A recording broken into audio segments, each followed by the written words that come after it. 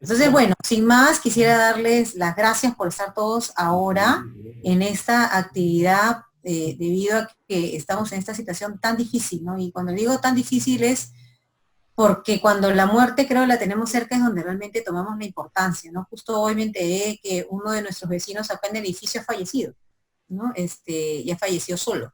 Y estamos viendo ahora los protocolos, ¿no? Ahí es donde todos saltan los protocolos en el edificio, qué hacer, ¿no? A quién llamar, a quién acudir, cómo se actúa. Entonces, cuando uno tiene la muerte tan cercana es donde uno realmente toma con mucha seriedad este tipo de actividades.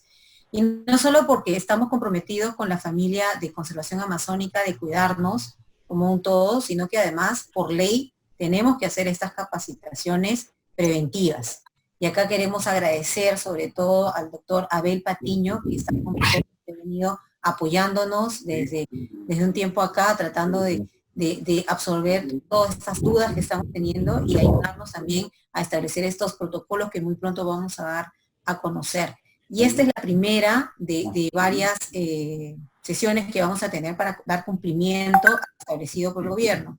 Que lo que se nos viene, por ejemplo, van a ser charlas sobre seguridad y salud ocupacional en el trabajo remoto, van a venir también charlas sobre el manejo de la importancia de la información, todas las pautas que debemos tener para salvaguardar esta información, así como los equipos tecnológicos, y van a haber otras más, pero sobre todo cumpliendo las prioridades que tenemos en la institución de acuerdo a lo que también las pautas del gobierno. Entonces, en esta primera charla hemos previsto 2 horas porque consideramos que puede ser que haya muchas consultas, ¿no? Muchas consultas también para desmitificar muchas de las creencias que podemos tener, no solo durante este proceso de cuarentena y el cuidado que debemos tener en casa, sino también qué pasa cuando lamentablemente nos veamos amenazados o empezamos a sentir síntomas de la enfermedad. Cómo reconocerla, qué hacer en ese momento, y por supuesto también me imagino que vamos a abordar lo que hacemos después, ¿no? Y va a haber muchos casos, lamentablemente, en el Perú. Hoy por hoy es el segundo país que registra mayor casos de contagios y de muertes en el mundo, ¿no? Junto después de Estados Unidos, de China. Lamentablemente esta es la situación que estamos viviendo, con lo cual los casos de COVID van a ser mucho más frecuentes. Entonces, ante ese caso, ¿qué hacemos? ¿Qué debemos acudir? ¿Dónde? Cómo actuar frente a una situación COVID, y de cara a post-COVID, cómo actuar también. Entonces, en estos 3 espacios es donde yo esperaría que por favor acumulen sus preguntas, ténganlas a la mano para poder aprovechar al máximo al doctor Abel, que como algunos saben ha estado también haciéndonos llamadas a los que hemos sentido alguna preocupación, previamente coordinado con el área de recursos humanos y administración, que es la profesora Margot. Entonces, solo quería decirles eso, que por favor aprovechen al máximo esta capacitación que además, dando cumplimiento, ¿no? A lo que nos establece las pautas del gobierno, que va a tener que ser obligatorios, ¿sí? Entonces, sin más, Margot, doctor Abel, muchas gracias por estar con nosotros esta tarde y somos todo oídos. Perfecto. Voy a tratar de avanzar con... Los dibujos nos van a orientar un poquito, ¿ya? A ver. Ahí no escuchan el sonido, ¿no? No. No. Ya. Pero lo podemos oír a usted, entonces si nos puede ir explicando, Perfecto. no hay ningún problema. Bueno, les voy a ir comentando. En el tiempo han ido apareciendo algunas epidemias, como la enfermedad de los legionarios, el SIDA, el ébola, el antivirus que provocaba hemorragias, y el coronavirus aparece el 2019, ¿no? Como su nombre lo dice, es un coronavirus que tiene una forma de corona y que básicamente afecta al sistema respiratorio. Entonces, cuando hablamos de los coronavirus, son pues un grupo muy largo de virus que en el tiempo han ido mutando. Y se dice que el coronavirus es producto de un contagio del murciélago, ¿no? Ustedes ya han escuchado mucho de esa información.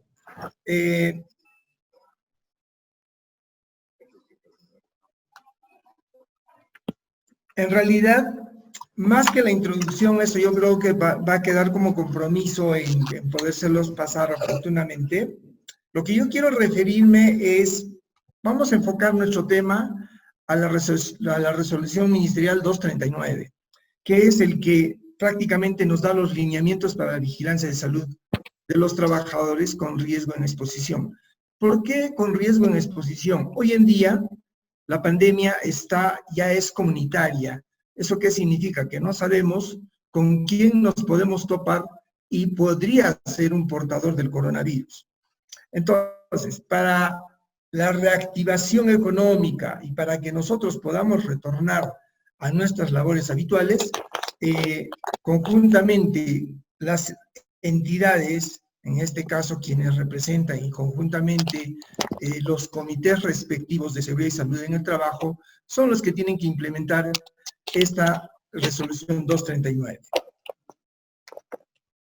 Acá rápidamente voy a enfocar los siete lineamientos que describe esta resolución. Es importante conocer estos 7 lineamientos. 1, está orientado a la limpieza y desinfección de los centros de trabajo. Si ustedes se han dado cuenta, quienes han podido visitar los hospitales o algunas instituciones que todavía están laborando, en los hospitales, hemos visto que hay más orden, hay cosas que no eran útiles y hacían prácticamente un desorden, ¿no? Lo mismo tiene que pasar en vuestra institución. Lo primero que vamos a hacer es limpieza y desinfección de los centros de trabajo, poniendo lo necesario, lo indispensable encima de los escritorios, si es trabajo de campo, en los laboratorios también poniendo lo necesario y lo indispensable, de tal manera que tengamos la oportunidad de poder hacer una limpieza adecuada de cada una de las herramientas o los insumos que nosotros utilizamos en el trabajo diario. Luego, está referido en el segundo lineamiento a la evaluación de la condición de salud del trabajador previo al regreso de la reincorporación. Este es un tema que ya lo hemos ido trabajando.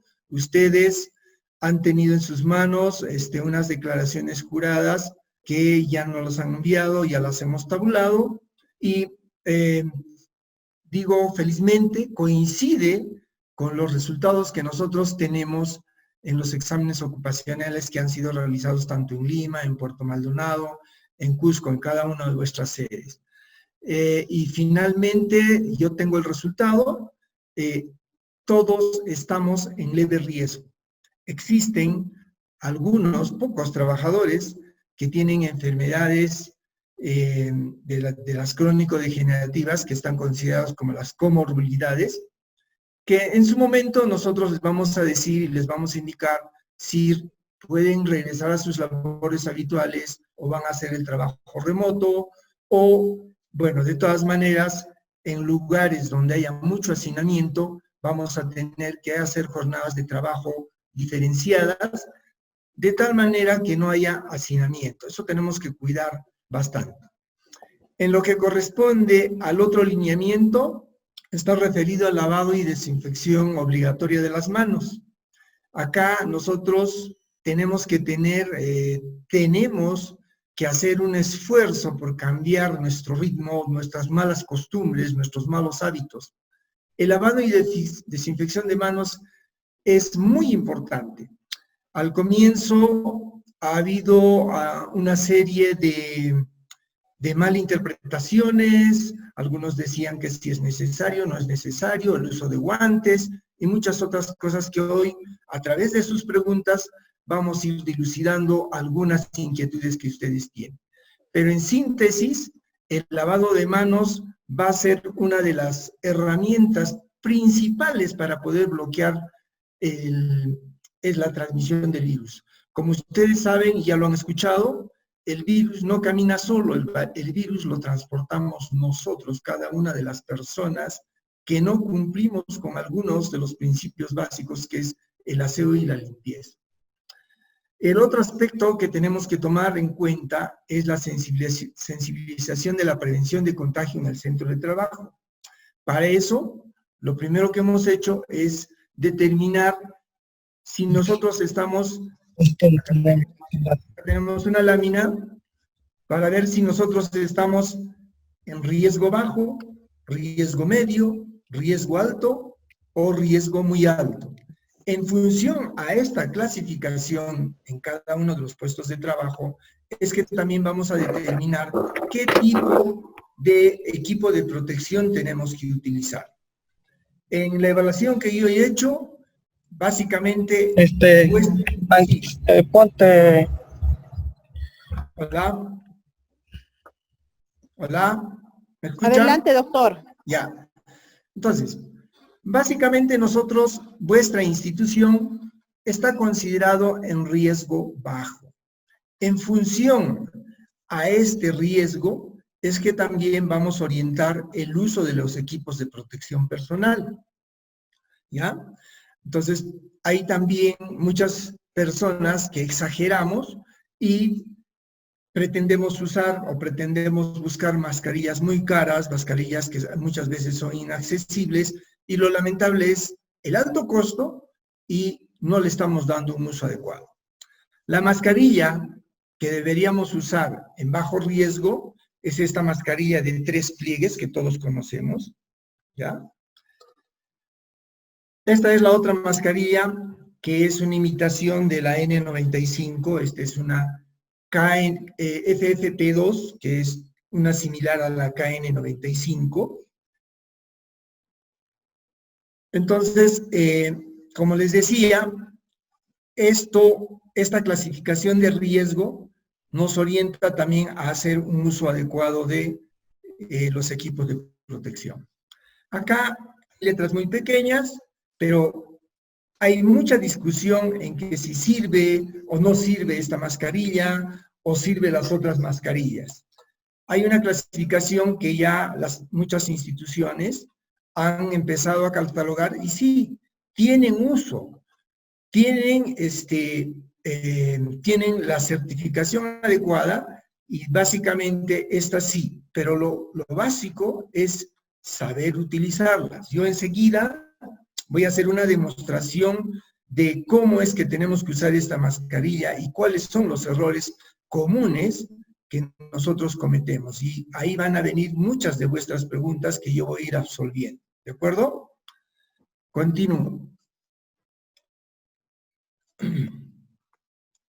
Cuando hablamos de la sensibilización de la prevención de contagio en el centro de trabajo, lo que tenemos que reforzar es lo que ustedes ya han hecho a través de Margot y a través de su comité. Ustedes ya han empezado a distribuir algunos lineamientos y algunas herramientas de fácil lectura y de fácil acceso a cada uno de ustedes, que les va a permitir tener en mente qué actividades son las que tenemos que desarrollar y no tenemos que olvidarnos. Acá les pongo algunas de esas cosas.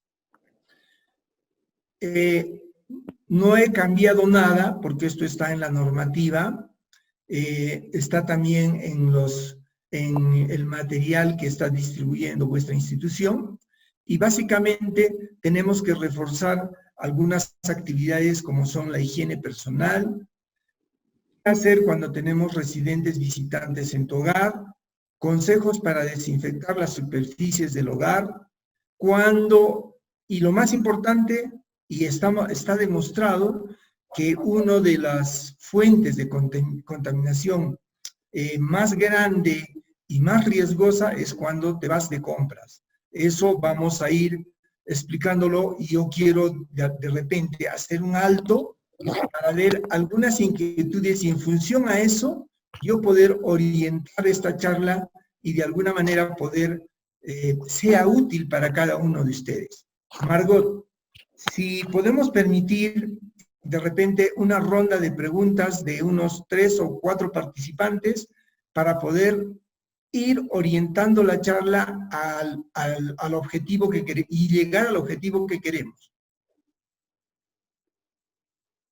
Margot. Ok, sí. Sí, ok. Sí, hasta aquí, por favor, si alguien tiene unas 3 consultas, por favor. Yo. Doctora Abel, una consulta primero de cara a los que estamos en esta situación de trabajo remoto. ¿Qué cuidados debemos tener sobre las compras que recibimos? ¿Sí? Cuando tenemos que hacer unas desinfecciones, ¿no? Cuando nos mandan provisiones a casa, ¿cuáles son las medidas adecuadas que debemos tener? Tanto para la desinfección, ¿no? Como el traslado, porque hay un proceso de manipulación, ¿no? Y que lamentablemente hay contacto con las personas. ¿Qué cuidados específicos debemos tener en esa manipulación de las compras que hacemos? ¿Sí? Ese es uno. Dos, si es que tenemos que salir a la calle, porque hay que salir lamentablemente para hacer algo que solo se puede hacer saliendo a la calle, a la farmacia, lo que sea, ¿cuáles son las medidas antes de salir de casa y las medidas cuando uno regresa a casa? Pero con un nivel de detalle que nos explique desde los zapatos, las mascarillas, guantes, no guantes, estos protectores faciales de plástico, se deben usar, no se deben usar, cuáles sí, cuáles no. He visto que mucha gente está utilizando, pero se empañan demasiado. O sea, ¿cuáles son los que realmente se deben usar o no se deben usar y cuáles son esos protocolos que debemos seguir cuando regresamos de la calle, que lamentablemente es algo que puede ser para algunas familias inevitable de hacer? ¿Sí? Eso es de cara a la parte preventiva. Las otras preguntas que tengo es de cara a qué pasa cuando ya hay síntomas, qué hacer. Sí, pero eso ya lo dejo en la siguiente ronda de preguntas. Perfecto.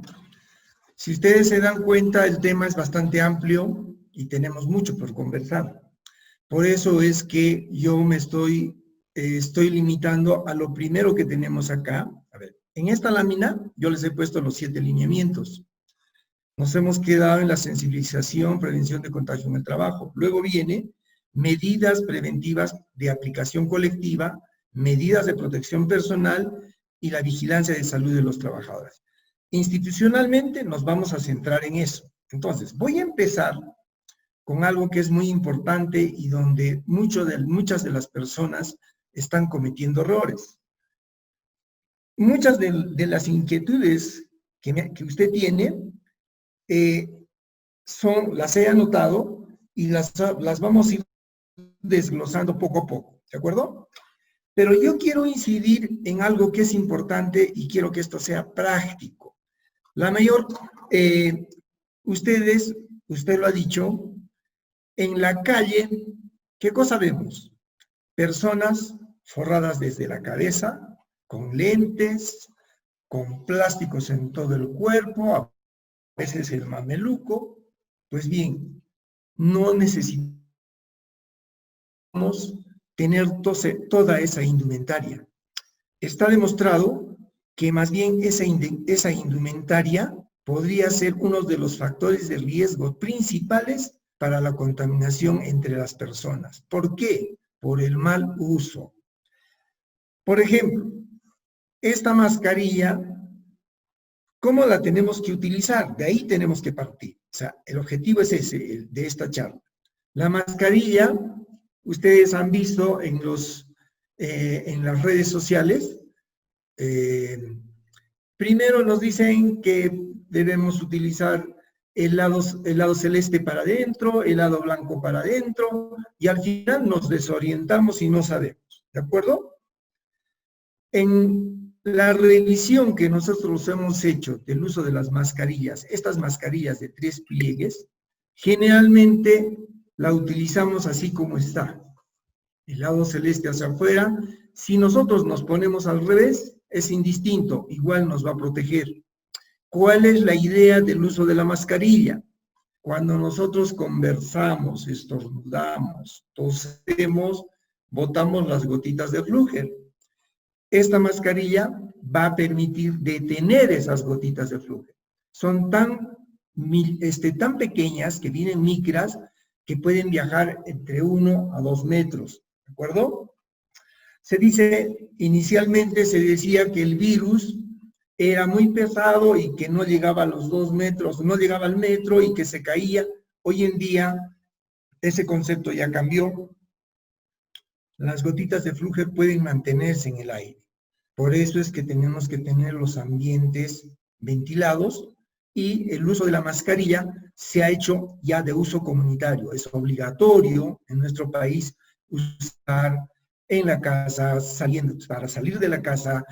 Todos tenemos que usar en la calle, en los trabajos, todos tenemos que usar como medio de protección.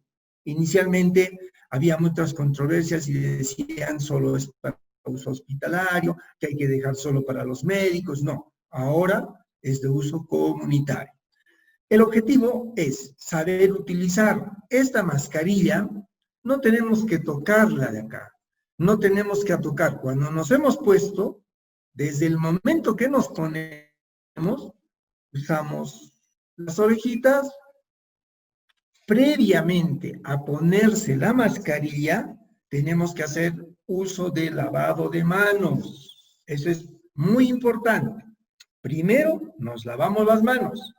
Una vez que nosotros nos hemos lavado las manos, recién agarramos nuestra mascarita y la vamos a colocar como corresponde. La mascarita no es para ponerla debajo de la nariz, ni para ponerla encima, o con mucha gente, ustedes han visto en la televisión, gente muy importante, está dando un mensaje o está pretendiendo conversar frente a otras personas y la mascarilla la tienen acá, o finalmente la mascarilla la tienen en el antebrazo. La mascarilla no se ha hecho para eso. El mayor error que nosotros cometemos, el mecanismo de contagio del coronavirus es a través de las secreciones, a través de la secreción nasal. Podemos contagiarnos también a través de la conjuntiva ocular. Habitualmente, ¿qué cosa nosotros hacemos? A veces tenemos esa manía de agarrarnos la cara, agarrar la boca, agarrar la nariz. Esa mano ya está contaminada. Viene el amigo y encima le damos la mano antes, ¿no es cierto? Hoy en día ya no. Usamos la mascarita, ya no tenemos que estar, si queremos acomodar la mascarita, acomodamos de acá. La mascarita ya no tenemos por qué agarrarla de acá encima. Ustedes comúnmente vemos a la gente, ¿qué hace? Agarra la mascarita y se está acomodando la mascarita, ¿no? O se la pone, se la saca, o se la pone debajo de la nariz. Eso es un error. Es posible, si nosotros hemos subido al micro, si hemos atendido a una persona muy cerca, es posible que el virus se haya quedado acá en la superficie. Entonces, si nosotros agarramos la mascarita, lógicamente nos estamos contaminando. Entonces, esa es una de las primeras medidas que nosotros tenemos que saber y tenemos que alcanzar ese conocimiento a muchas personas, nosotros mismos, que ya hemos aprendido y sabemos que tenemos que manipular adecuadamente la mascarita, podemos replicar esos buenos consejos. Entonces, resumen, no tocar la mascarita, ponerse adecuadamente la mascarita. Si yo quiero rascarme, tengo alguna lesión en la cara, algo, antes de, tengo que lavarme la mano y recién proceder a frotar el ojo, la cara que nosotros queremos. Entonces, hay hábitos que en el tiempo se nos han hecho muy comunes y que ahora los tenemos que cambiar. Igual sucede cuando nosotros nos ponemos un mameluco. Con el mameluco hemos subido al micro, hemos ido al supermercado. ¿Qué cosa nosotros tenemos que hacer para sacarnos el mameluco? Lo primero que tenemos que hacer es dejar todas las cosas que nosotros, si hemos ido de compras, dejamos las cosas las que hemos ido de compras, las tenemos que, se recomienda tener un lugar adecuado para dejar las cosas y para dejar la ropa antes de poder retirar las cosas a sus lugares o a sus lugares habituales, ¿no es cierto? Igual, ese traje que nosotros hemos tenido probablemente está contaminado. Entonces, igual, para sacarnos, tenemos que sacarnos. Voy a hacer una demostración con mi casaca, ¿ya? Cuando nosotros nos sacamos una casaca, retiramos la casaca y agarramos, procuramos no tocar esta cara. Procuramos agarrar esto, sacar y agarramos de la cara que está limpia, la envolvemos y la dejamos en un lugar para el proceso de limpieza. Entonces, esas cosas nadie nos las está enseñando y muchas veces es innecesario. Yo he visto gente que encima del mameluco tienen esos ponchos de plástico, tienen su gorro, tienen su sombrero. Ahora, hay unas mascarillas faciales. Las mascarillas faciales es para las personas que están en riesgo alto. Las personas como los centros de salud. En los centros de salud sí deberíamos usar los lentes, las máscaras faciales, por el volumen de pacientes que nosotros recibimos y porque ahí muchas veces se generan aerosoles. Pónganse.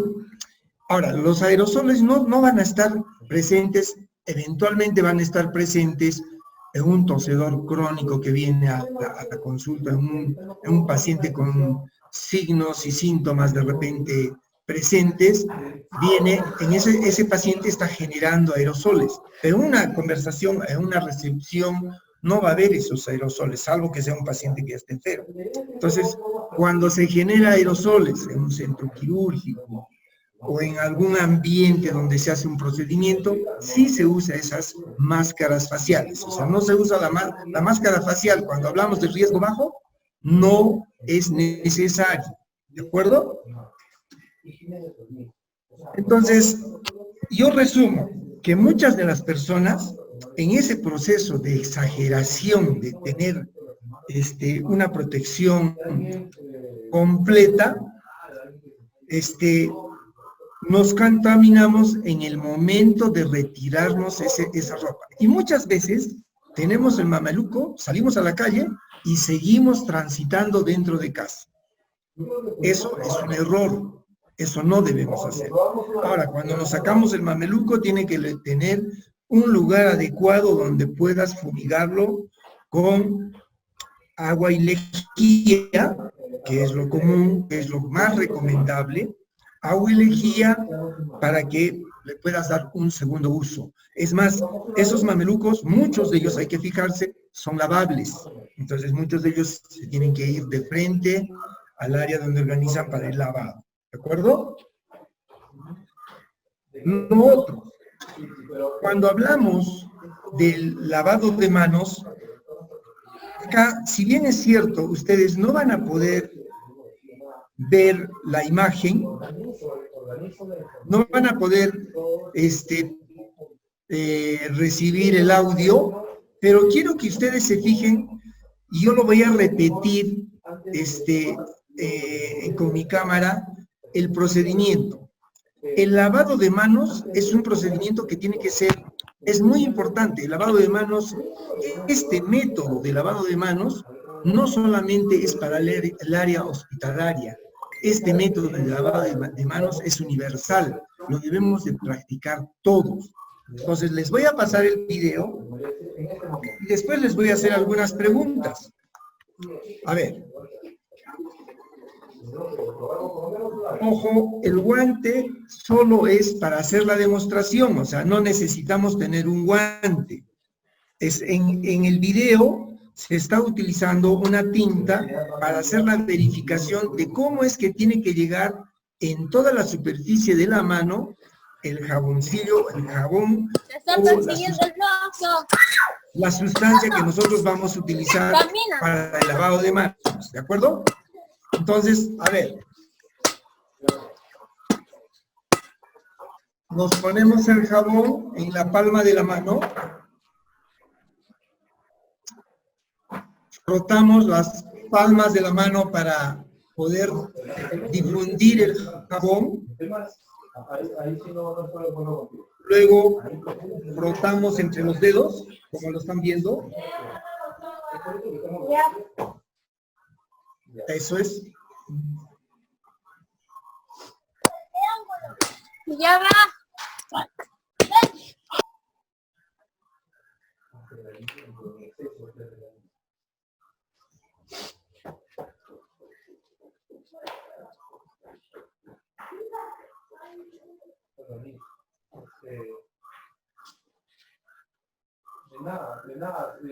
Pues lo hacemos en otro momento, porque creo que esto no pero con más tranquilidad, ya para darte también tu tranquilidad. Yo te voy a dar.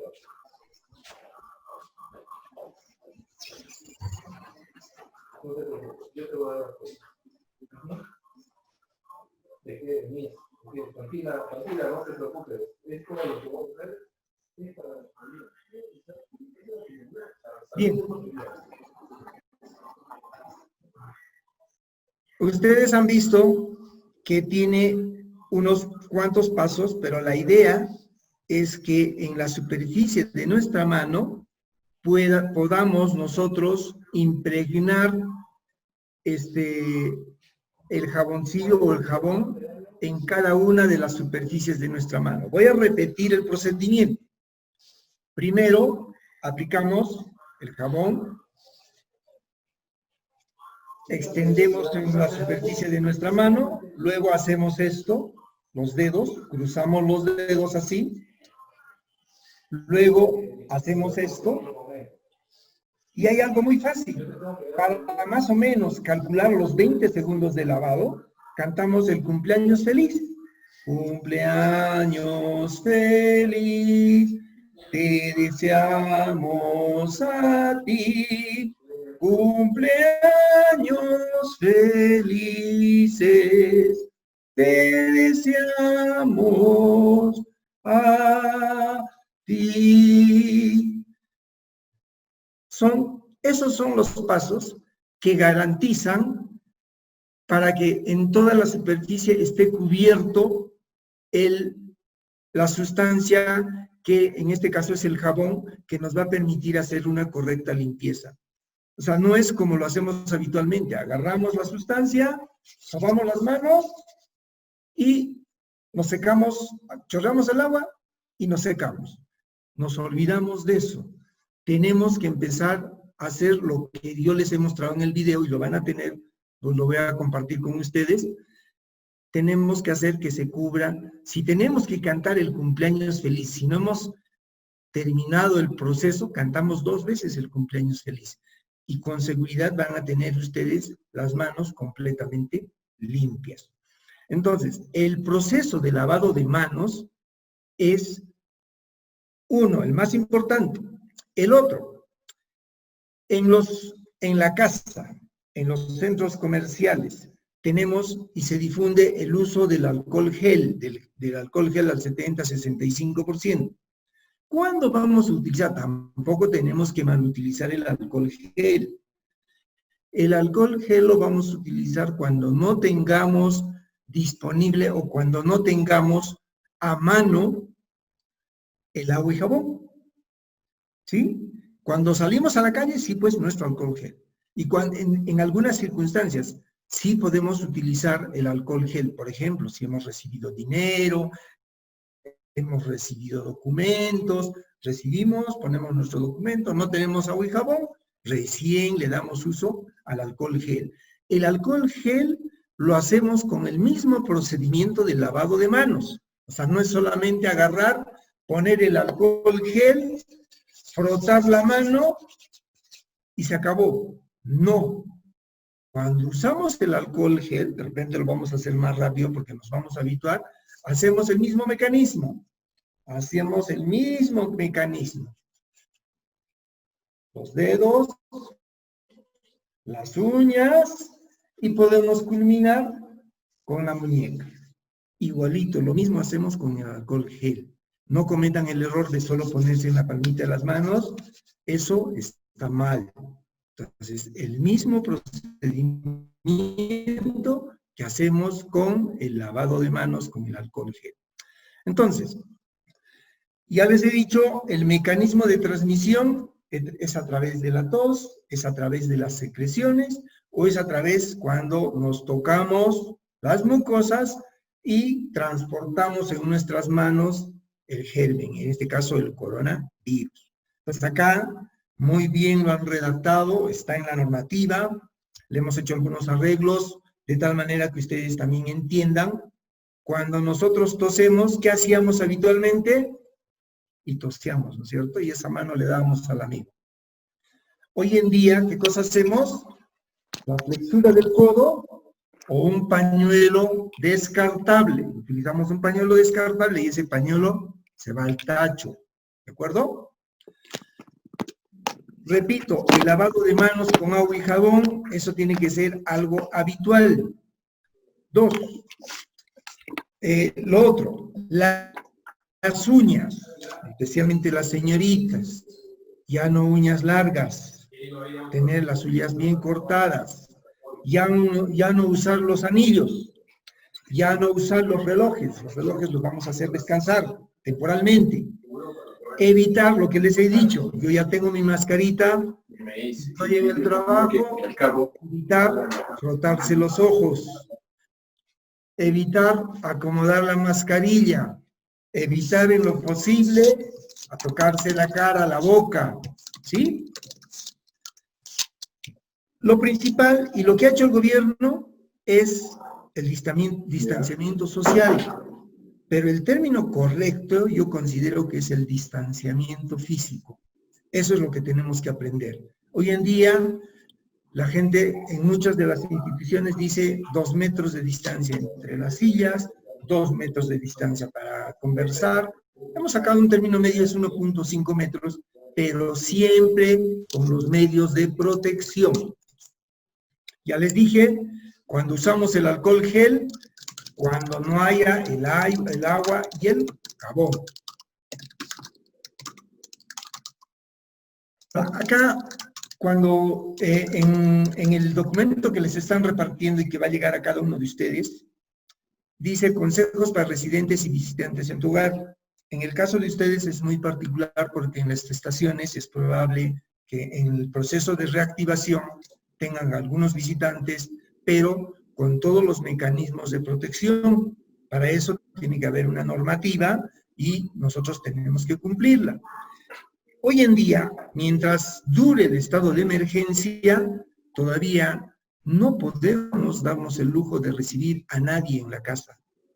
¿Perfecto? Esa es una recomendación porque se supone que todos estamos en estado de emergencia, tenemos que cumplirla hasta el 30 de junio y tenemos que salir de casa cuando es estrictamente necesario, en el caso del personal de salud, con las licencias y las autorizaciones correspondientes solo en la jornada de trabajo. En el caso del ciudadano común, solo cuando tiene que comprar los víveres o cuando tiene que ir a la farmacia, eso lo sabemos de memoria. Entonces, las recomendaciones son las mismas que he hecho: el lavado de manos, dejar la ropa contaminada. Ahora, nosotros vamos a entrar en el proceso de reincorporación al trabajo. Tampoco vamos a agarrar y llegar y cambiarnos de ropa cada rato, ¿no es cierto? Lo más importante es que tengamos, 1, recipiente con solución desinfectante en la puerta de ingreso. Lo mismo hacemos en el trabajo y lo mismo hacemos en la casa. ¿Por qué? Porque el virus podemos llevar en la suela los zapatos. Cuando llegamos a casa, principalmente, tenemos que tener otro zapato para transitar dentro de la casa. Eso no lo hacíamos. Mientras podamos hacer y mientras podemos cumplir esa norma, esa regla, la tenemos que hacer. Si nosotros aplicamos esa norma en nuestras estaciones, yo creo que ahí vamos a tener que usar las bandejas con la solución desinfectante, básicamente, y de repente el spray con la lejía para poder desinfectar en algo la ropa. Pero básicamente, como les digo, es cuando nosotros tenemos contacto con las personas. Más que el gel antibacterial, cuando tenemos que tener en las oficinas lugares adecuados para la higiene y para el aseo de manos y también lugares adecuados para la dispensación de los geles. ¿Ya? Cuando utilizamos los servicios higiénicos, igual nosotros tenemos que lavarse las manos después de que hemos usado el servicio higiénico y bueno, el servicio de limpieza sí tiene que tener muy pulcro todos los ambientes. Ahora, en el hogar sí necesitamos hacer la desinfección de muchas de las superficies. Hay, imagínense ustedes, también eso se ha difundido bastante en las superficies de vidrio, en las superficies de aluminio, en las superficies de plástico. En todas se puede mantener determinadas horas este virus. Para eso es que tenemos que tener el buen hábito de poder, después de haber utilizado un ambiente físico, una oficina, que he hecho mis labores habituales, que tengo que hacer, dejar la oficina, el escritorio y todo lo que yo he podido tocar, hacer la limpieza, la desinfección correspondiente, para que el compañero que venga a reemplazar el turno o el compañero que nos visite en la oficina no pueda tocar la superficie. Hagamos de cuenta, cuando estamos en la fase comunitaria, cualquiera puede tener el virus. Ahora, en las oficinas, les vamos a hacer antes del ingreso una declaración jurada de si tiene o no tiene síntomas. Las personas que tienen síntomas tienen que ser sinceras, principalmente fiebre, tos, dificultad respiratoria. Lo único que tienen que hacer es comunicar a su empleador y decir, ¿sabe qué? Me siento mal y no voy a poder ir al trabajo. Ese paciente es un sospechoso de coronavirus. ¿Qué vamos a hacer? Ese paciente se queda en su casa y nosotros, de inicio, vamos a hacer una entrevista directa vía teléfono, como lo hemos hecho con los contactos directos de algunos pacientes. La pregunta es muy simple. ¿Tiene tos? ¿Tiene fiebre? ¿Tiene dificultad respiratoria?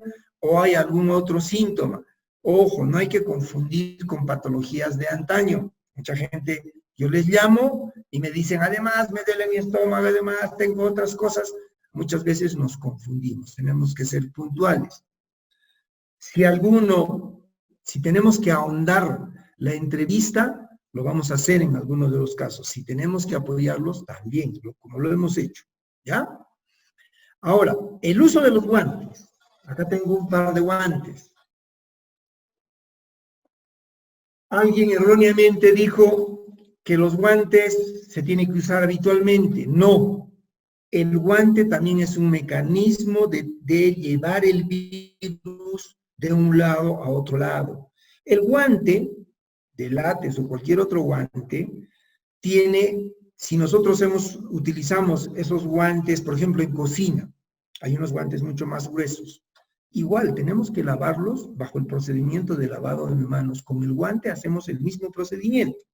Pero estos guantes de látex o de nitrilo también tienen un objeto para algunas actividades puntuales. Por ejemplo, yo como médico, para atender a cada paciente tengo que usar un par de guantes, termino de atender a mi paciente y lo tengo que descartar. En el caso de ustedes, si hay algunas actividades puntuales donde haya riesgo de contaminación, terminamos de usar y lo descartamos. Cuando nos colocamos el guante, la manera correcta de ponerse el guante es, cuando usamos el guante ya no tocar la superficie, porque si nosotros ponemos el guante en esta forma, acomodamos primero el dedo gordo siempre va a ser más grueso que el quinto dedo. Entonces aplicamos el guante, ponemos hasta la muñeca.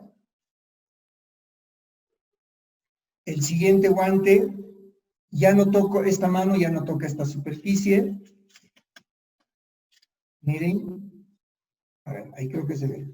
La tocamos por esta cara y colocamos el guante. Les digo que el guante es para usarlo puntualmente en algunas actividades que son muy cortas, muy precisas, y después de haber terminado esa actividad. Por ejemplo, para la actividad de cocina, voy a servir un plato de comida, voy a atender a mi invitado, en el caso de ustedes en las estaciones, termino de atender a ese invitado y descarto mis guantes. Error capital, vamos al mercado con el guante. Subimos al micro con el guante. ustedes van a ver en los mercados, los guantes están todos desflecados y sigue la comerciante o las personas siguen con ese mismo guante. ¿Cuál es el riesgo de llevar ese guante así desflecado, sucio, maltratado? Has subido al micro, has agarrado la manivela del micro, has podido impregnarte de los virus, encima con esa mano has recibido el dinero, has escogido las verduras, o sea, podemos ser nosotros mismos los transportadores. El uso del guante es para cuestiones puntuales, no es para el uso diario. Sí, pues, para la protección personal está bien, tú no te vas a contaminar, pero en ese guante tú puedes llevar los gérmenes a otras personas.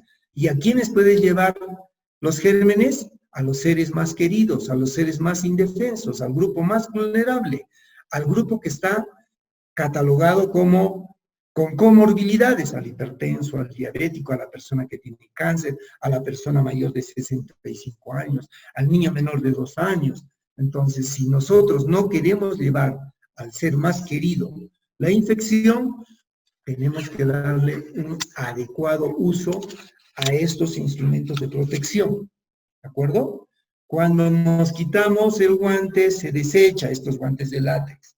Los guantes de cocina, los más gruesos, podemos lavarlos, podemos darle tratamiento como el lavado de manos y después de retirarnos también hacer el aseo de las manos para ya concluir nuestras actividades, ¿de acuerdo? Entonces, de todas maneras, es importante en todo este procedimiento, el proceso de desinfección va a ser útil siempre y cuando nosotros lo hagamos de la manera correcta y de una manera muy pulcra, de tal manera que nos cuidemos nosotros y cuidamos al resto. ¿De acuerdo? Un poco he respondido la pregunta en el sentido de que tampoco valen las exageraciones. En las exageraciones es donde se cometen los errores. ¿Por qué? Porque tocamos esa misma ropa, esa indumentaria que hemos llevado al mercado, tocamos inadecuadamente. Entonces, ya les dije, esa ropa bota al cesto para lavar. ¿De acuerdo? Voy a pasar a una siguiente ronda de preguntas para que ustedes me digan. En primer lugar, quiero si lo que les he explicado es muy simple, es muy sencillo, he tratado de llegar a todos. Si les es de utilidad, si tenemos que ahondar o profundizar alguno de estos procedimientos. Margot, si les das la línea a alguno de nuestros participantes. Ok, sí, doctor. Sí, hemos hablado de, digamos, cuestiones básicas que a veces necesitamos recordarlas, pero quisiéramos conocer, digamos, cuando hablamos de procesos de desinfección, por ejemplo, de las compras que nosotros realizamos, conocer, digamos, cuál es la cantidad de, por ejemplo, de lejía que debemos de poner al agua, ¿no? Cómo debemos desinfectar los alimentos, qué alimentos pueden desinfectarse o no, ¿no? Porque entiendo que la lejía es para cierto tipo de alimentos, ¿no? ¿Cuál el procedimiento y, digamos, cuáles son los insumos que nosotros necesitamos usar, ¿no? Ya, muy bien. En primer lugar, el agua y jabón, de preferencia ya no el jabón sólido. Utilizamos de preferencia el jabón líquido. No necesariamente tiene que ser un jabón que tenga un antibacteriano, ¿ya? Por ejemplo, hay jabones y hay soluciones para pisos que tienen el glutaraldehído. El glutaraldehído sirve para bacterias, pero no sirve para virus, ¿ya? Ahora, de todos los elementos, hay el amonio cuaternario, hay el hipoclorito de sodio, que es la lejía. El más recomendable y el único que sí vamos a utilizar con frecuencia es el hipoclorito de sodio. Lamentablemente, en la normativa del Ministerio de Salud hay algunas concentraciones que nos han dado como pauta. No se ciñan a esas pautas que están escritas. ¿Por qué? va a depender mucho de la marca del hipoclorito o de la lejía que normalmente compramos, va a depender mucho de la marca que nosotros compremos. La única guía que nosotros tenemos para preparar ese hipoclorito de sodio y para hacer las diluciones correspondientes es ver el inserto que tiene el mismo frasco o el galón o la caja, ver qué concentración tiene. Si nosotros hemos leído adecuadamente ese inserto, ahí te va a decir cuánto de dilución para las frutas, cuánto de dilución para las verduras, cuánto de dilución para limpiar los pisos. Claramente está establecido en cada marca. Lamentablemente, cada marca tiene una concentración diferente de hipoclorito. Ahora, en el mercado local hay, no es exactamente el hipoclorito, hay unas soluciones que se usa exclusivamente para lavado de frutas y para lavado de verduras. Una sola gota, igual, depende de la marca que nosotros hayamos conseguido. Es importante leer el inserto. En el inserto dice, para desinfección de frutas y verduras. Los que estamos en Cusco, hay eso en el mercado disponible. En Plaza Vea, ustedes van a encontrar, son unos frascos pequeños, a Margot le voy a proporcionar una foto de ese producto. Inclusive ya no necesitas enjuagar ni la fruta ni la verdura. Agarras y lo dejas reposando, una gota para 1 litro, dejas reposando el tiempo que te dice, 10, 15 minutos, dejas reposando la fruta o la verdura, ya no la enjuagas, la escurres y ya es comestible, ¿ya? En el caso de la lejía, en el inserto tiene la concentración. Generalmente, eso va a depender de la cantidad que uno prepare el agua con lejía. Hay para 1 litro, hay para 5 litros, o hay para grandes cantidades que podemos usar. En este caso, no necesitamos usar grandes cantidades, de repente es preparar solo 1 litro o 5 litros para lo que queda del día, pero en el caso de las frutas y la verdura, la concentración es menor, también está en el inserto. La diferencia del hipoclorito de sodio que usamos para las frutas, verduras, es que tenemos que enjuagar. Luego de los 2 o 3 minutos que nos dice el inserto, sí tenemos necesariamente que enjuagar nuestro alimento. No es que lo saco y lo voy a poner en la mesa. O sea, sí tenemos que enjuagar cuando usamos el hipoclorito. Salvo que usemos el otro producto que es exclusivo, el que les he mencionado y que se los voy a compartir en el WhatsApp para que conozcan qué producto es. Y en ese caso ya no se enjuaga, simplemente se saca y es comestible. ¿De acuerdo? Eso como primer punto. Ahora, cuando básicamente, ¿qué es el mayor cuidado? ¿Qué cosa es? ¿Cómo transportamos entre las manos? Por eso es que el lavado de manos se hace muy importante. El lavado de manos, para toda actividad tenemos que estar en el lavado. Yo sé que se va a deteriorar nuestras manos, pero al final de nuestra jornada vamos a tener que usar alguna crema humectante. Acá una recomendación. Yo he visto en hoteles, en algunos restaurantes que están haciendo delivery, nos están rociando con alcohol puro. Hay que tener mucho cuidado con el alcohol. Ustedes saben que el alcohol es inflamante.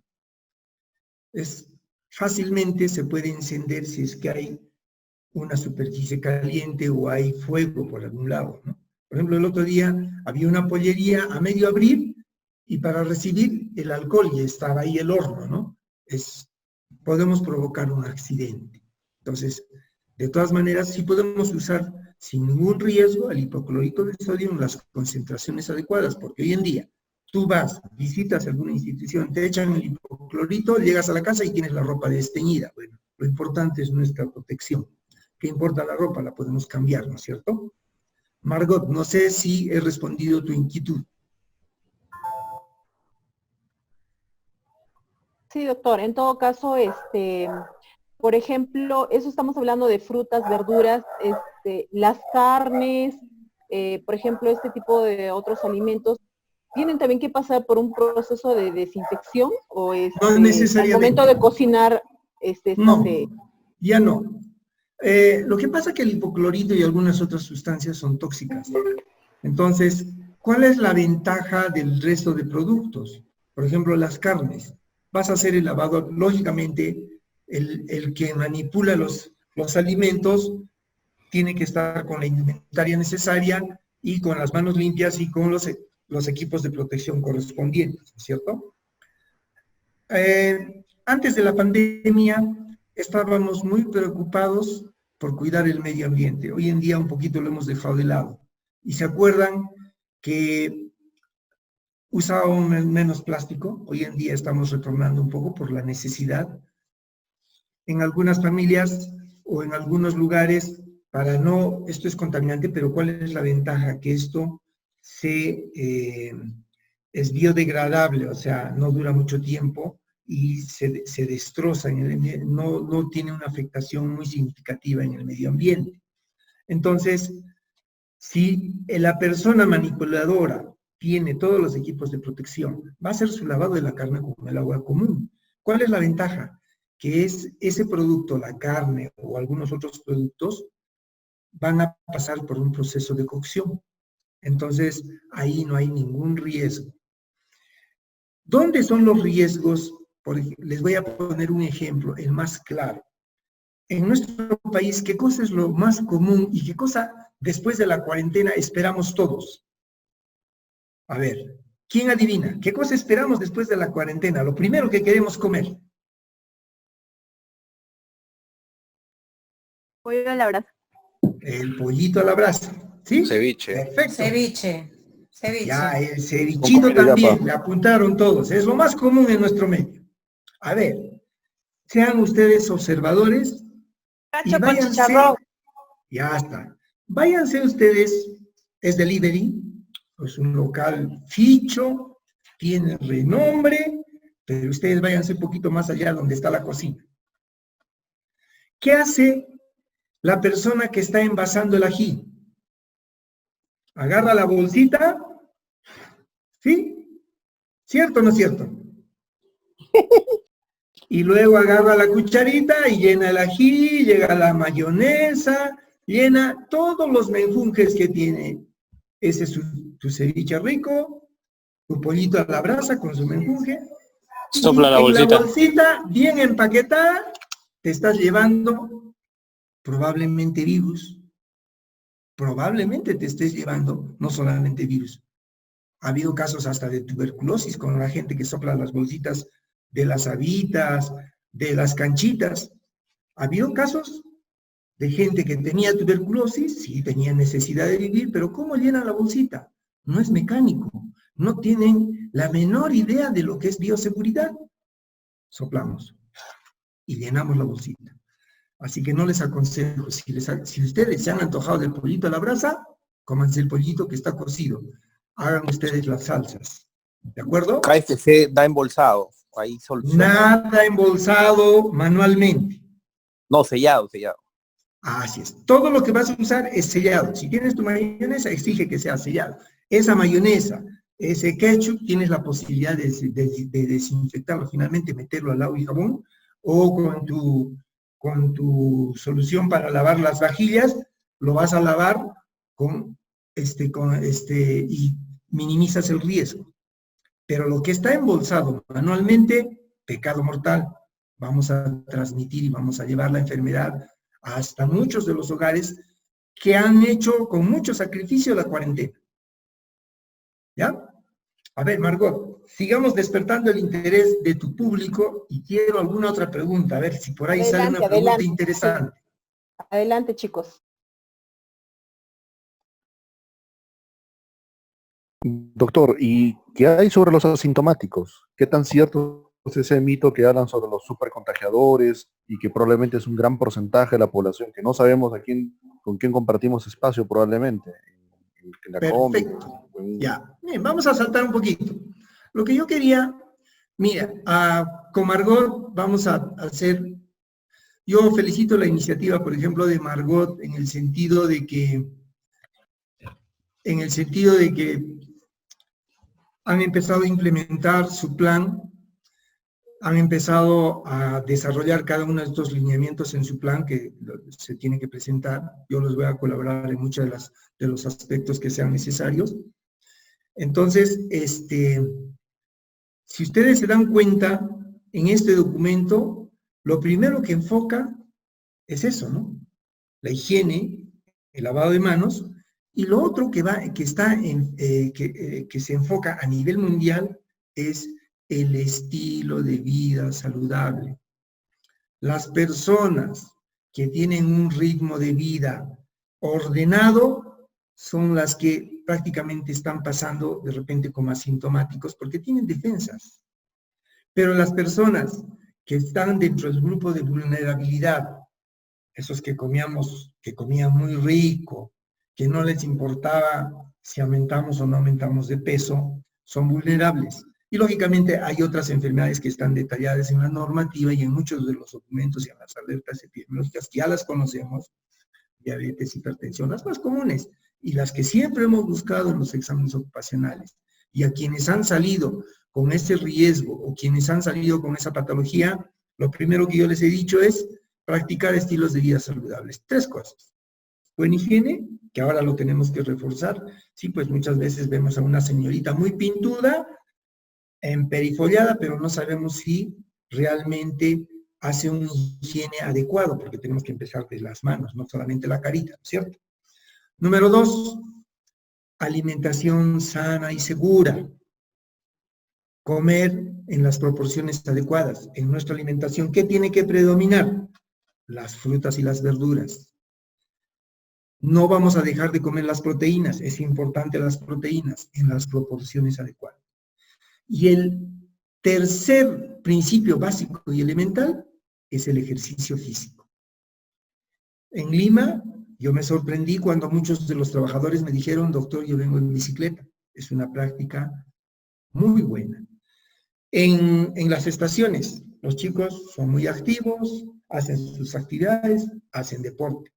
Yo les digo a mis pacientes y a las personas que conozco, doctor, estamos en la cuarentena y no tengo ni siquiera espacio, apenas tengo un patio. Muy bien, desempolva la soguita y salta la soguita. El primer día 5 saltos, el segundo día 10 saltos.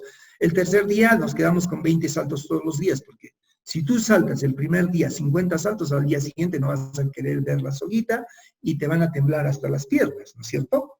Entonces, 3 cosas. Alimentación sana, segura, buena higiene y ejercicio. Las personas en el mundo hoy en día, la atención primaria, que ahora le llaman APS 2.0, ya no la APS 1.0 que era antes, lo primero que recomienda es practicar estilos de vida saludables, con esas 3 cosas. Y después viene y se desencadena lo otro que ya ahora a lo que tenemos que acostumbrarnos, ¿no? Las medidas de protección personal, que ese es un tema que vamos a empezar a tocar con más profundidad y de repente, como resultado de las preguntas y las inquietudes que ustedes tienen, voy a resumir algunos textos y en una siguiente charla vamos a ir puntualmente a ir desarrollando estos temas. ¿De acuerdo? Margot, ¿algún otro detalle? ¿Alguna otra inquietud, compañeros?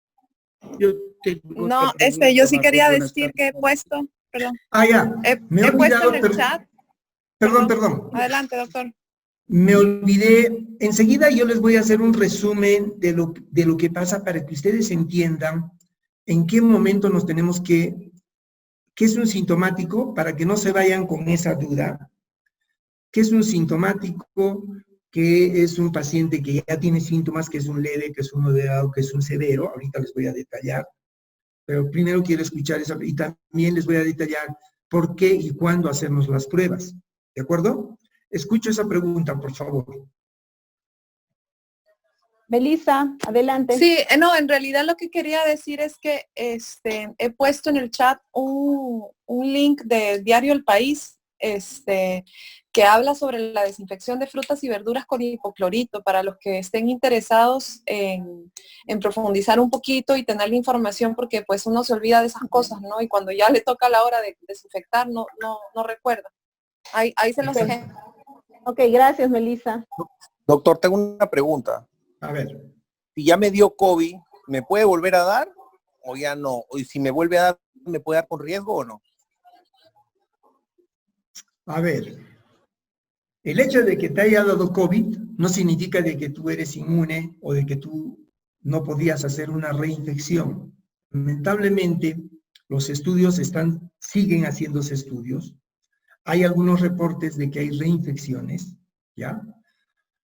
Entonces, ¿qué tenemos que hacer en las personas que ya han pasado el proceso de infección?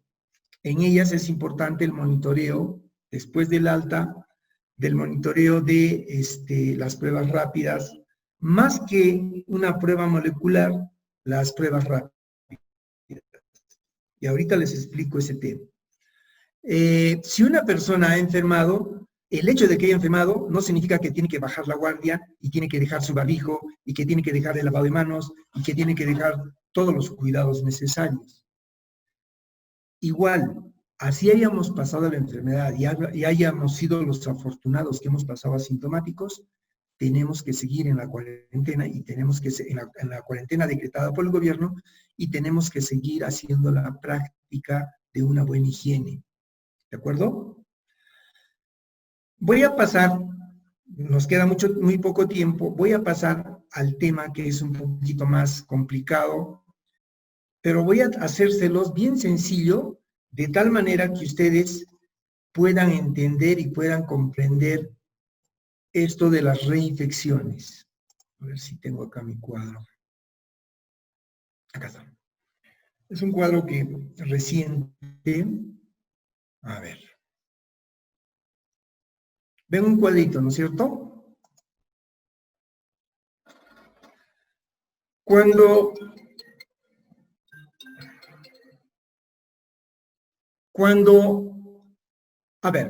un paciente se ha infectado, el día que se ha infectado es el día 0, acá está, ¿ya? Ese es el paciente infectado el día 0. Luego, ¿por qué nosotros entre el primer y el quinto día es el inicio de los síntomas? Puede ser que el primer día no haya síntomas. Entre el primer y quinto día van a aparecer los síntomas. Un caso muy particular de una persona, por ejemplo, es primer día en su trabajo, segundo día asintomático, tranquilo, tercer día fiebre galopante. Asusta a todo el mundo, ¿no es cierto? ¿Qué hacen? Evacuación. No tenemos un centro, una posta. Si tenemos un centro, una posta, un médico a quien consultar, hacemos la consulta. Entonces, acá se inician los síntomas. ¿Qué pasa con este paciente si justo llega entre el cuarto y quinto día y la cantidad de virus no son los suficientes, llega al hospital volando en fiebre, le tomo la prueba y es negativo? Podría ser el caso de que sea negativo, pero de repente nos hemos apresurado, ¿ya? Hay casos que se han dado, llega el quinto día, sale negativo y encima, ¿qué hacemos?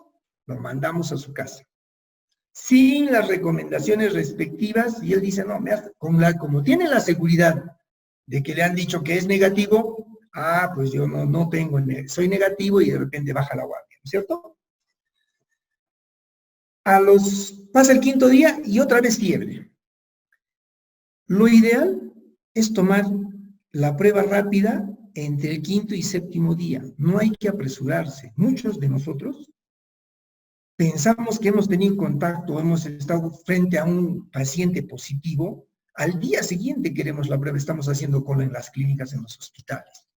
Y lógicamente en el hospital, con mucha razón, ¿qué te dice? Señor, ya lo hemos registrado, hemos hecho el levantamiento de su ficha epidemiológica, lo vamos a llamar en el día 7, vamos a hacer el primer contacto por teléfono. Si persisten sus síntomas, usted va a venir al centro y vamos a visitarle para tomar la prueba, ¿ya? Entonces, ¿qué pasa? Como al 5.º día salió negativo, te confías, has dejado pasar el tiempo, y al 7.º día ya eres positivo. Eres positivo y portas la enfermedad cuando en este día 7 sale el IgM positivo y el IgG positivo. ¿Ya? Hoy día, por ejemplo, yo he visto un paciente solo con IgM. Es una prueba positiva, pero con un IgM muy tenue. Cuando se marca en la tira reactiva, tiene que ser un color muy intenso. Este es un IgM que recién está en sus primeros días, ya salió positivo, que todavía no ha activado sus defensas. O sea, está en el periodo del 7.º al 14 día. ¿Ya? Entonces, este es el paciente que les digo, es un IgM positivo justo, está entre el 5.º y 7.º día probablemente. IgG negativo, este paciente, si yo le hago una prueba al día 14, va a salir IgM, IgG positivo. Después del día 14, ese paciente, si no se ha complicado, si no ha pasado a moderado y si no ha pasado a severo, ese paciente lo calificamos como un sintomático porque ha tenido fiebre, pero ese paciente ya ha hecho sus defensas. Después del día 14 va a tener IgM positivo y va a tener, IgG positivo y la IgM se va a negativizar al día 14. Ese paciente ya no es portador de la enfermedad. Ese paciente es un paciente que ha hecho sus anticuerpos y es un paciente que teóricamente ya tiene defensas. Probablemente ese es el caso de la consulta que tú me haces. Ha salido IgG positivo, ha hecho las defensas, ya no es contagioso. ¿Cuándo es contagioso? En el periodo del día 0 al día 14, cuando el IgG y el IgM o el IgM solo es positivo, ese está en pleno proceso de contagiosidad. Por eso es que nosotros les decimos, muy bien, has pasado tu prueba, has hecho la enfermedad, has cuarentenado los 14 días con todos los cuidados necesarios. Del día 14 contamos otros 14 días de cuarentena. ¿Para qué? Para garantizar que no haya ese paciente, no haga reinfección, ese paciente siempre hay el riesgo de que pueda, además, como sus defensas se han alterado, pueda obtener otra enfermedad y nos haga confundir con una reinfección. Entonces, al paciente que ha salido positivo, haya sido hospitalizado o no haya sido hospitalizado, se le da 14 días más que no tiene que trabajar. Cuando el paciente, yo soy un paciente que salió IgG y IgM positivo en esos 14 días, y en esos 14 días yo no sabía pues que tenía el coronavirus, y casualmente me hacen y sale positivo. Las personas que han estado a mi costado son contactos directos. No les voy a hacer la prueba inmediatamente. Espero los 7 días, desde cuento el día 0 hasta el 7.º día para hacerle la prueba. Salvo que sea muy manifiesto y tenga ya los síntomas. En esos casos ya la conducta va a ir diferente. El criterio médico va a valer y lo que digan los epidemiólogos. Entonces, si yo he salido positivo y tengo contactos directos, es posible que si mis contactos directos han usado adecuadamente los equipos de protección, han usado adecuadamente las mascarillas, han tenido cuidado con la limpieza, es posible que salgan negativos. Por prevención, salen negativos en la prueba rápida, se los cuarentena 7 días antes de ir al trabajo o antes de incorporarse a las actividades rutinarias. ¿De acuerdo? Esa es una explicación rápida que les puedo hacer. No quiero confundirlos.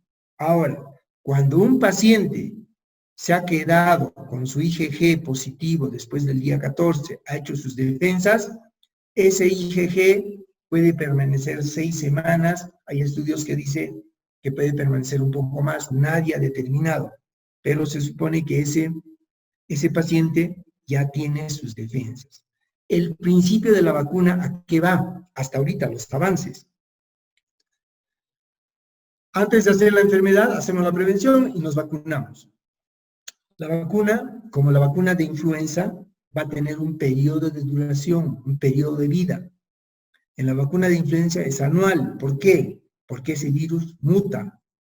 Probablemente en el coronavirus, cuando ya haya la vacuna, vamos a tener que volvernos a vacunar en un determinado tiempo que ya los investigadores y los científicos nos dirán, va a ser anual, va a ser cada año y medio, va a ser cada 2 años, eso en su momento ya nos dirán. No sé si tienes alguna duda más al respecto, he tratado de ser lo más claro posible. Sí, Rómulo quería hacer una consulta, Rómulo. Gracias, Margot. Doctor, buenas tardes nuevamente. Doctor, en caso de que se tenga que hacer una rotación de personal o reemplazar algún personal, digamos, en las estaciones, lógico, tiene que ser por fuerza mayor, los médicos, tanto en la zona de Pircopata, Paucartambo o Puerto Maldonado, sugieren que se haga una cuarentena de 14 días en un local que ellos asignan.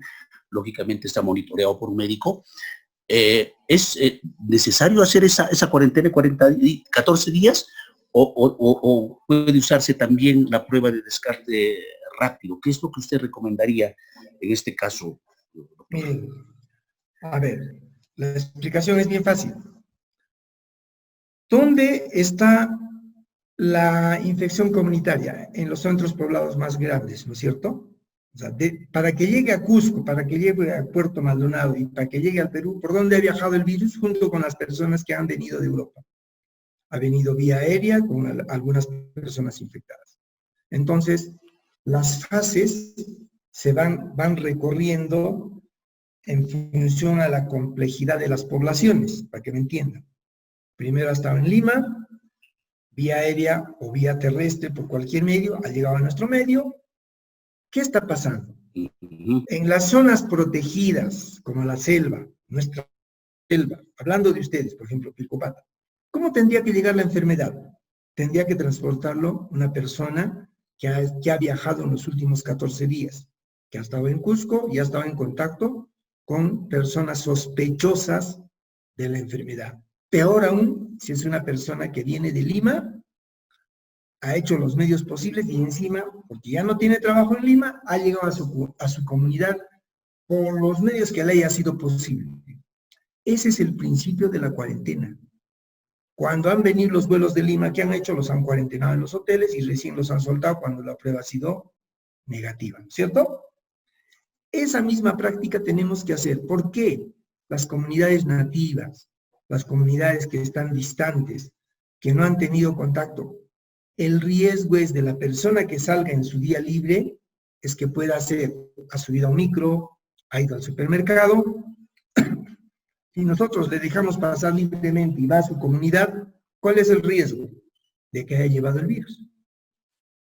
La única manera de poder garantizar que ese virus no lo vamos a llevar al lugar más alejado, al lugar más distante, es lo que tú has dicho, Rona. Tenemos que cuarentenarlos, tenemos que hacer fases de reemplazos de 14 días. Y tenemos que tomarle 2 pruebas, al séptimo día y al día 14. En la normativa, en la 239, dice, las entidades, las empresas son las responsables de pueden hacer sus pruebas. Lamentablemente ahorita la gente no descansa, es un mundo donde la comercialización de estos productos es alto, los costos están por las nubes. Espero que salga una normativa y espero que el ministerio, en su momento, con el afán de cuidar a la comunidad más alejada, proporcione estos insumos, que sería lo más lógico. Ahora, si los insumos son alcanzables y son accesibles por la seguridad y garantía de las familias y por la seguridad y garantía de vuestros trabajadores, vale la pena hacer una inversión. Les comento, el primer sector en la fase 1, el primer sector que se está activando es el sector minero. ¿De acuerdo? Ustedes tienen un vecino al frente, Las Bambas. Yo trabajo con ellos. En Las Bambas se ha hecho un periodo de cuarentena de 14 días. Las personas están en su domicilio, les hacen entre séptimo y octavo día en domicilio, en la cuarentena normal, lógicamente hay unas fichas que llenar para que ellos tengan, el empleador tenga la seguridad de que ellos están en cuarentena. Se llenan las fichas y se toma la prueba. El día de la subida, al día 14, se le vuelve a tomar la prueba.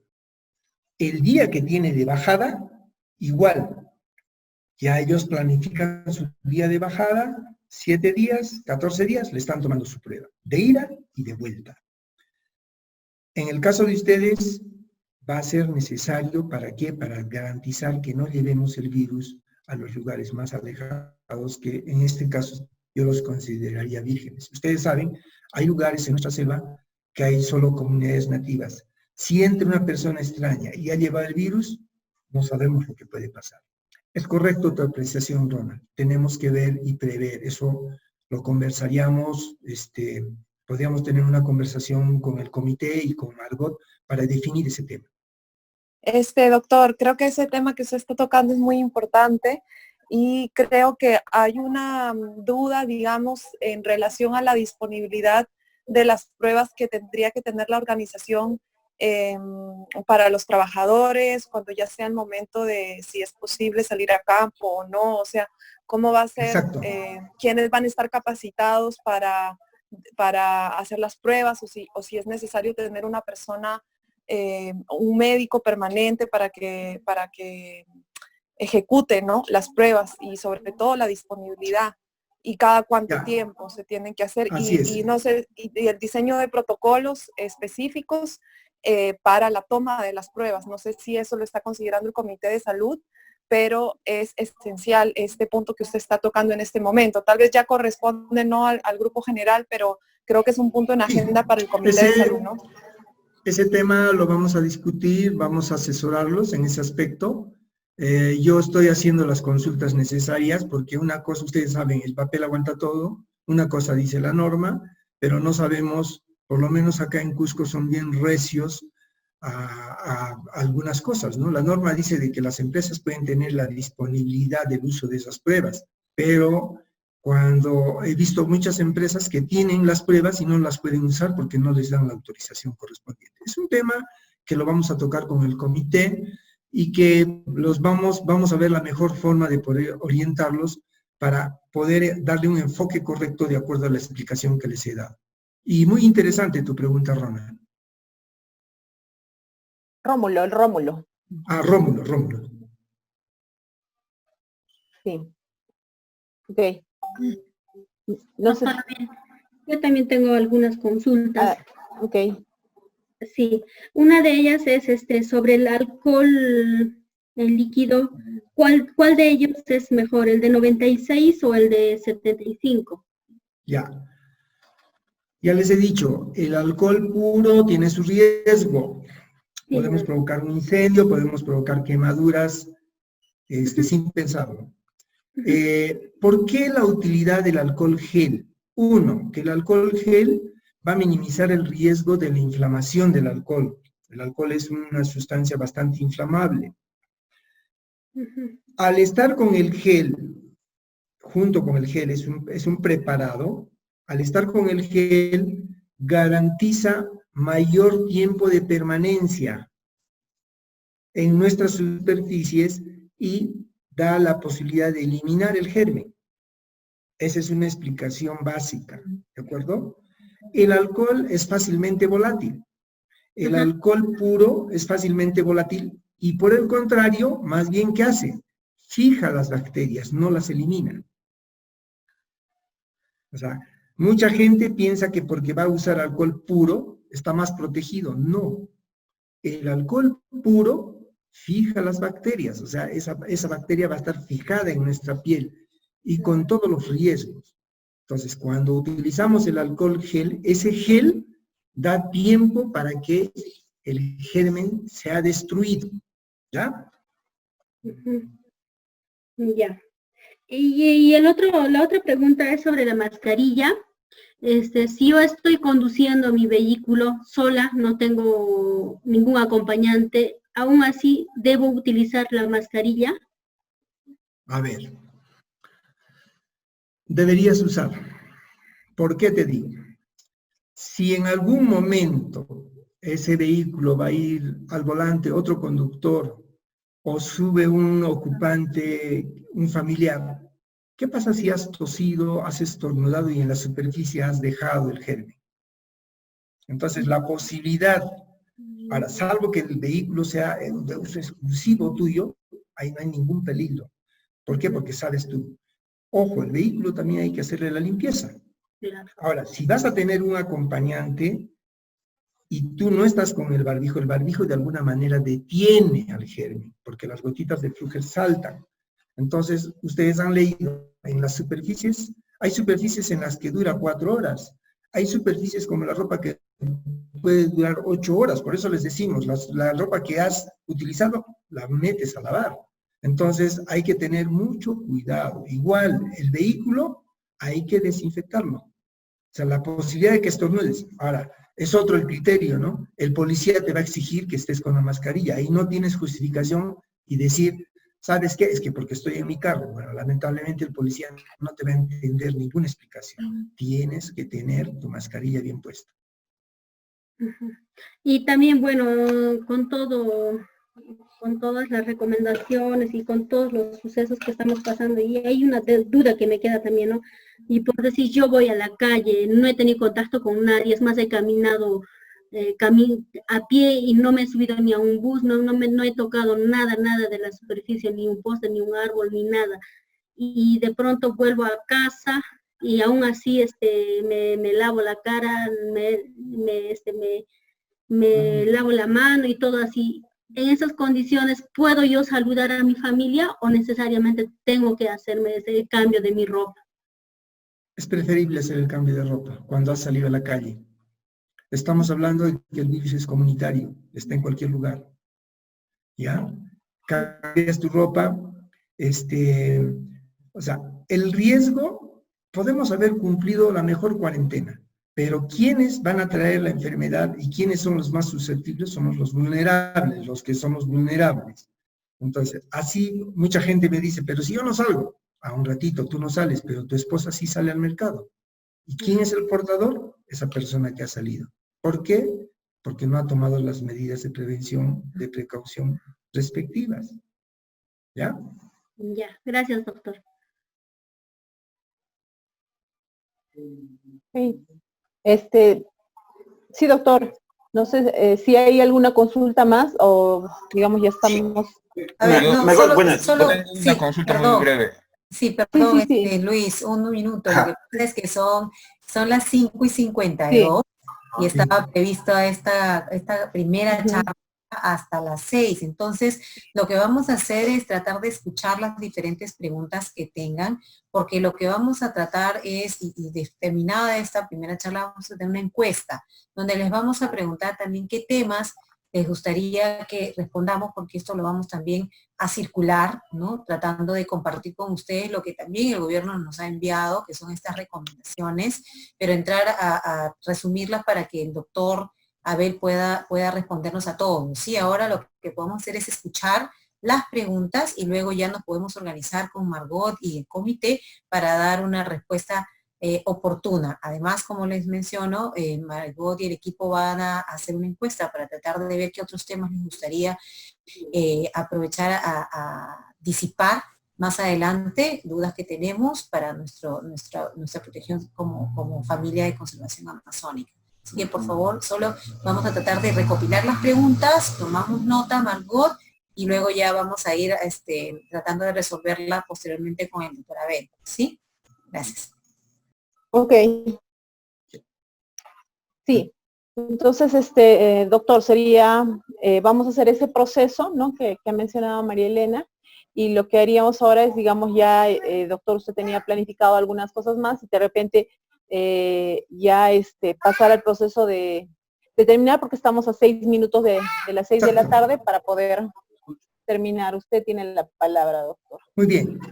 Para mí es importante vuestras inquietudes para darle un enfoque en función a la realidad que vive cada uno de ustedes. Yo entiendo que tenemos, una cosa es lo que pasa en Lima, una cosa es lo que está pasando actualmente en cada una de las estaciones, y otra cosa es lo que estamos viviendo en Cusco, ¿no es cierto? Son realidades diferentes. Definitivamente, el hecho de estar en Lima no es que estemos más protegidos, más bien nos volvemos más vulnerables y tenemos que tomar con mayor cautela todas las recomendaciones que difunde el gobierno y las que nosotros les podemos dar. En el tema de Cusco, aparentemente es una calma, a mí me da miedo, es una calma muy peligrosa, no hay que confiarse, sigamos con todas las medidas de protección. Y en el caso de todo lo que es periferia y de las estaciones, igual tenemos que tener un sumo cuidado para el traslado de los reemplazos. Yo sé que no están en actividades, pero hay que cautelar las cosas que tenemos en cada una de las estaciones y hay algunas actividades mínimas. Entonces, van a tener que trabajar este tema de los reemplazos y el tema de los desplazamientos de este potencial humano para poder cumplir también con vuestros objetivos. Antes de despedirme, yo quería enfocar este tema que parece, lo que pasa es que mucha gente tiene en la cabeza y dice, desde nuestras autoridades, dicen que nos falta camas, que nos falta UCIs, que nos falta más recursos, ¿no? Pero muy poca importancia le estamos dando a lo básico. Si nosotros desde abajo hablamos de lo que es higiene, hablamos de lo que es bioseguridad, vamos a evitar que tengamos la necesidad de usar más camas o tengamos que tener pacientes moderados o severos.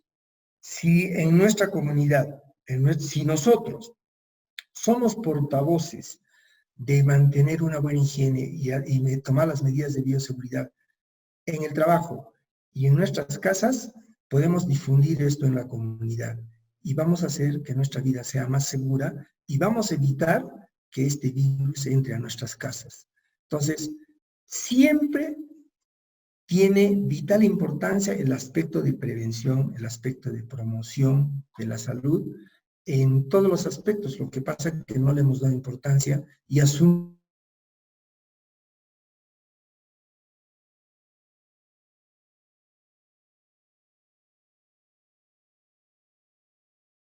hagan memoria, me queda 2 minutos, 1 minuto les voy a quitar. A ver, pónganse a pensar, ¿cómo era su casa antes de la pandemia? Yo les aseguro que muchos de sus hogares ahora son diferentes. Se ven con sabor a casa, más amigables, más ordenados. Les aseguro, muchas de los pacientes que yo tengo me dicen, doctor, la primera semana con el miedo que hemos tenido, lo primero que he hecho es arreglar mi casa, me duele hasta la espalda, pero ahora estoy feliz porque todo está en orden y todo está en su sitio. Y eso es lo que tenemos que hacer. Y eso parte del principio de lo que es calidad de vida. Muchas gracias, queridos amigos. Yo les agradezco. Este servidor siempre va a estar disponible para poder colaborar con ustedes, para poder apoyarlos y para poder salir de este problema airosos y minimizar el riesgo que pueda tener cada uno de vuestros trabajadores y vuestras familias. Gracias, Margot, por todo y gracias a todos y buenas tardes. Gracias, doctora. Gracias A todos. Por favor, no se olviden de enviarnos todas las preguntas que tengan, por más pequeña que tengan, por favor envíelas por ahora a Margot. Pronto vamos a difundir cuáles van a ser estos protocolos internos de acuerdo al plan que se está elaborando y que se van a presentar a las autoridades. Y será debidamente informado y capacitados, porque acá vamos a tener que ser también responsables todos para cuidarnos a nosotros y a nuestras familias y a todo lo que es nuestra comunidad. Entonces, muchas gracias, doctor Abel, y por favor, en serio, todas las preguntas, desde cuáles son los productos para desinfectar las frutas, todas, por favor, envíenle a Margot, que vamos a recopilarlas y como les insisto, vamos a tener una encuesta también de qué otros temas quisieran ustedes abordar. ¿Sí? Muchas gracias a todos. Sí. Muchísimas gracias. Gracias, Margot. Gracias a todos. Buenas tardes. Buenas tardes. No Gracias, salgan, buenas quédense tardes. en casa. Quédense en casa. Gracias. Chao, chao. Todos, chao. Cuídense. Gracias a todos. Chao. De paso. Chao, compañeros. Chao, chao. Gracias, chao. Cuídense, no salgan de su casa. Quédense. Sí.